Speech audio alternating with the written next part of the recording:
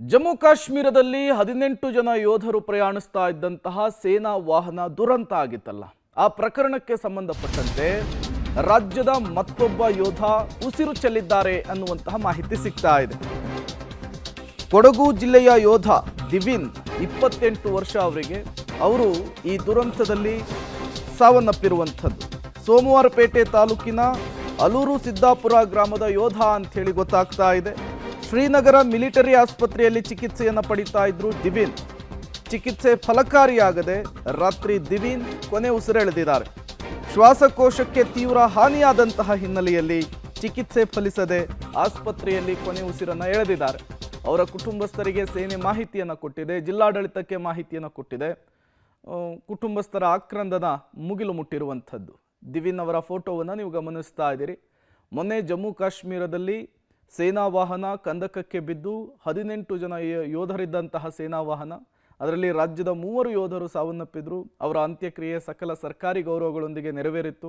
ಇನ್ನಿಬ್ಬರು ಮಹಾರಾಷ್ಟ್ರದ ಯೋಧರು ಅಂಥೇಳಿ ಗುರುತಿಸಲಾಗಿತ್ತು. ಅದಾದ ಮೇಲೆ ತುಂಬ ಜನರ ಸ್ಥಿತಿ ಚಿಂತಾಜನಕವಾಗಿತ್ತು.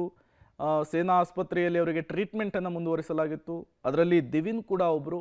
ಈಗ ದಿವಿನ್ ಚಿಕಿತ್ಸೆ ಫಲಿಸದೆ ಸಾವನ್ನಪ್ಪಿದ್ದಾರೆ ಎನ್ನುವಂತಹ ಮಾಹಿತಿ ಸಿಗ್ತಾ ಇರುವಂಥದ್ದು. ದಿವಿನ್ ಅವರ ಪಾರ್ಥಿವ ಶರೀರವನ್ನು ಕುಟುಂಬಸ್ಥರಿಗೆ ಹಸ್ತಾಂತರಿಸುವಂತಹ ಪ್ರಕ್ರಿಯೆಗಳು ಆರಂಭ ಆಗಿದೆ. ಕುಟುಂಬಸ್ಥರಿಗೆ ಪಾರ್ಥಿವ ಶರೀರ ಸಿಕ್ಕ ತಕ್ಷಣ ಸಕಲ ಸರ್ಕಾರಿ ಗೌರವಗಳೊಂದಿಗೆ ಹುಟ್ಟೂರಿನಲ್ಲಿ ಅಂತ್ಯಕ್ರಿಯೆಯನ್ನು ನೆರವೇರಿಸಲಿಕ್ಕೂ ಕೂಡ ಈಗಾಗಲೇ ಪ್ಲಾನ್ ಆಗಿರುವಂಥದ್ದು. ಜಮ್ಮು ಕಾಶ್ಮೀರದಲ್ಲಿ 18 ಜನ ಯೋಧರು ಪ್ರಯಾಣಿಸ್ತಾ ಇದ್ದಂತಹ ಸೇನಾ ವಾಹನ ಕಂದಕಕ್ಕೆ ಬಿದ್ದು ಈ ದುರಂತ ಸಂಭವಿಸಿತು. ಮತ್ತಷ್ಟು ಡೀಟೇಲ್ಸ್ ಅನ್ನು ಕೊಡ್ತಾರೆ ಮಲ್ಲಿಕಾರ್ಜುನ್, ದೂರವಾಣಿ ಸಂಪರ್ಕದಲ್ಲಿ ಜಾಯ್ನ್ ಆಗಿದ್ದಾರೆ. ಮಲ್ಲಿಕಾರ್ಜುನ್, ಈಗ ದಿವಿನ್ ಸಾವಿನ ವಿಚಾರಕ್ಕೆ ಸಂಬಂಧಪಟ್ಟಂತೆ ಕುಟುಂಬಸ್ಥರಿಗೆ ಮಾಹಿತಿ ಸಿಕ್ಕಿದೆಯಾ? ಪಾರ್ಥಿವ ಶರೀರವನ್ನ ಕುಟುಂಬಸ್ಥರಿಗೆ ಹಸ್ತಾಂತರಿಸುವಂತಹ ಕೆಲಸ ಯಾವಾಗ ಆಗಬಹುದು? ಏನೆಲ್ಲ ಡೀಟೇಲ್ಸ್ ಇದೆ ಸದ್ಯಕ್ಕೆ ಅಂತ? ಖಂಡಿತವಾಗ್ಲೂ ಪ್ರೇಮ್, ತೀವ್ರ ಶ್ವಾಸಕೋಶದ ತೊಂದರೆಯಿಂದ ಕಳೆದ ರಾತ್ರಿ ದಿವಿನ್ ಹುತಾತ್ಮರಾಗಿರ್ತಕ್ಕಂಥದ್ದು. ಜಮ್ಮು ಕಾಶ್ಮೀರದಲ್ಲಿ ಏನು ಸೇನಾ ವಾಹನ ಒಂದು ಏನು 160 ಅಡಿ ಕಂದಕಕ್ಕೆ ಉಳಿದಂತಹ ಪರಿಣಾಮದಿಂದಾಗಿ ಸಾಕಷ್ಟು ಶ್ವಾಸಕೋಶಕ್ಕೆ ಗಂಭೀರವಾದ ಗಾಯ ಆಗಿ ಕಳೆದ 4-5 ದಿನಗಳಿಂದಲೂ ಕೂಡ ಚಿಕಿತ್ಸೆಯನ್ನ ಪಡಿತಿದ್ರು. ಕಳೆದ ರಾತ್ರಿ ಅವರು ಹುತಾತ್ಮರಾಗಿರ್ತಕ್ಕಂಥದ್ದು.